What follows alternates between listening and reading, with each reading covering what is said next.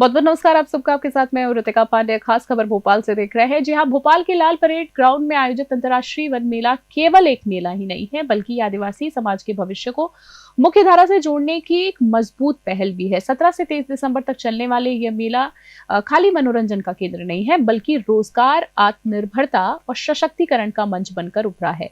देखिए भोपाल से हमारी स्टेट हेड आरती शर्मा की ये खास रिपोर्ट में। लाल परेड ग्राउंड में सजी ये रंग बिरंगी दुकानें केवल वस्तुओं की नहीं, बल्कि आदिवासी जीवन शैली, संस्कृति और आत्मसम्मान की पहचान है। 17 से 23 अक्टूबर तक चलने वाला ये मेला अब अपने अंतिम पड़ाव की ओर है। 11वें अंतर्राष्ट्रीय वन मेले में देश विदेश से आए वनवासी समुदाय अपने पारंपरिक उत्पादों के साथ यहाँ पर मौजूद है। कहीं बांस की बनी फर्नीचर और आकर्षक हस्तशिल्प है, तो कहीं लकड़ी से बनी हस्तशिल्प कलाएं, कुम्हार के सदे हाथों से बने मिट्टी के बर्तन है, तो कहीं गाय के गोबर से बने आकर्षक होम डेकोरेटिव आइटम। जी हाँ, मध्य प्रदेश के धार, झाबुआ, शहडोल, उमरिया, मंडला, बैतूल, छिंदवाड़ा जैसे आदिवासी जिलों से आई ये जनजाति यहाँ आकर स्वयं को मुख्य धारा से जोड़कर आत्मनिर्भर हो रही है, जिसे यहाँ आने वाले लोग खासा पसंद भी कर रहे हैं। और एक्सपीरियंस काफ़ी अच्छा रहता है, क्योंकि कुछ चीज़ें होती हैं जो हमको नॉर्मली शॉप पे नहीं मिलती हैं या मार्केट में जाते नहीं मिलती हैं। यहाँ पे हर जगह पूरे मतलब स्टेट का जो भी नेचुरल चीज़ें हैं, वन से रिलेटेड चीज़ें हैं, वो हमको मिल जाती हैं। जैसे च्यवनप्राश है या कुछ और भी दवाएं हैं, तो वो मिल जाती हैं। प्लस यहाँ पर कैंप चल रहा है, मेडिकल कैंप, तो वहाँ नाड़ी विशेषज्ञ बैठे हुए हैं, तो वो आपका नाड़ी से ही पता करके और आपको जो भी आपका रोग है या जो भी आपको समस्या है वो बताते हैं और उसकी एक दवा भी बता देते हैं। तो आप चाहें तो वहीं की दवा भी लिख के आप फ़ायदा ले सकते हैं उसमें। बहुत अच्छा मन मेला लगा हुआ है इस बार। बहुत सारी चीज़ें देखी हमने, बहुत अच्छा लगा सच में। जैसा कि भोपाल में आप देख ही रहे हैं कि भोपाल में एक बहुत ही कल्चरल सी एक प्रथा है कि यहाँ पे बहुत अच्छे अच्छे इवेंट्स होते हैं। कोदो हुई, कुत्की हुई और कंगनी, सावा, ये बहुत अच्छी अच्छी चीज़ें मिलती हैं यहाँ पर। तो सभी लोग यहाँ आएँ और अपनी सेहत बनाएं। Thank you very much. One मेले में स्टॉल लगाए ये जनजाति चेहरे स्वयं को अब मार्केटिंग, एम्प्लॉयमेंट, सेल, परचेज जैसे शब्दों से परिचित होने लगे हैं। इनकी माने तो इन्होंने ये कल्पना भी नहीं की थी कि ये अपने जंगल से घिरे गांव से बाहर भी आ पाएंगे। बहुत अच्छा रहा। जो चीज़ नहीं, दुर्लभ चीज़ें देखने को मिलती हैं एक ही जगह। हाँ, इन्हें जो जंगलों में नहीं मिलती है। आज तो जंगलों में क्या है, बहुत कम चीज़ें मिलती, सब आजकल सब कलेक्शन करके लगाने लग गए। तो जो चीज़ देखने को नहीं मिलती जंगल में, वो चीज़ यहाँ देखने को मिल जाती है।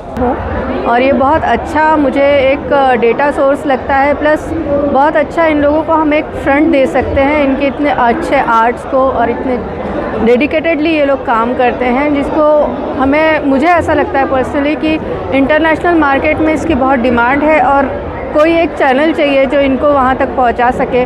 और मेरा भी ये प्रयत्न रहता है, इसीलिए मैं यहाँ पर आई हूँ और मुझे सच में बहुत अच्छा लग रहा है यहाँ पर आके, और बहुत यूज़फुल रहा और बहुत अच्छे प्रोडक्ट्स लेके आए हैं। इतना ही नहीं, जंगलों में सदियों से विचरने और बसने वाली ये जनजातियां अपने स्थानीय पारंपरिक व्यंजन, जड़ी बूटियां और पीढ़ियों से संजोया गया आदिवासी ज्ञान और संस्कृति को यहाँ पर प्रस्तुत कर समय के साथ चलते हुए नजर आ रहे हैं। जरा सौंठ और मेथी के बने इन लड्डुओं पर तो गौर कीजिए। यहाँ पे आके काफ़ी अच्छा लगा, क्योंकि समय के साथ लोग क्या धीरे धीरे कॉस्मेटिक्स में ज़्यादा कन्वर्ट हो रहे हैं और वनों के साथ अपने आयुर्वेदिक चीज़ों के साथ लोगों का जुड़ाव इसके वजह से निश्चित तौर से बढ़ेगा। और आने वाली जनरेशन को ये देखना चाहिए, आना चाहिए यहाँ पे, 100% देखना चाहिए कि ये जड़ी बूटियाँ क्या हैं और कैसे काम करती हैं। नहीं तो हम क्या है ना, धीरे धीरे इससे विलुप्त होते जा रहे हैं और दूर होते जा रहे हैं हर चीज़। तो निश्चित तौर पे आना चाहिए। काफ़ी बढ़िया अरेंजमेंट है चीज़ों का, अलग अलग चीज़ों को सेग्रीगेट किया गया है बहुत सुंदर तरीके से, मेडिसिन से लेके, और प्राकृतिक लोग जड़ी बूटियों को फिजिकली देख सकते हैं कि ये कैसी दिखती हैं। एक तो सबसे बड़ी खासियत है कि जो हमारी विरासत है उससे हम आबरू होते हैं, और सरकार ने एक अच्छा प्लेटफॉर्म दिया जहाँ पर ये सारे जो वनवासी हैं इनकी अपनी अपनी विधा में अपनी महारत हासिल है, जिसका हम लोगों को भी एक अनुभव मिला। और मैं तो ये चाहूँगा कि हर पीढ़ी यहाँ पे आए, खासकर युवा पीढ़ी, जो हमारी विरासत से और हमारी पहचान जो है उससे थोड़ा मुखातिब हो। मेरी बहुत बहुत शुभकामनाएं हैं। ये मेला सिर्फ बिक्री का मंच नहीं बल्कि आदिवासी समाज को मुख्यधारा के बाजार से जोड़ने की एक ठोस पहल है, जिससे उन्हें सीधा लाभ, बेहतर मूल्य और आत्मनिर्भरता भी तो मिल रही है।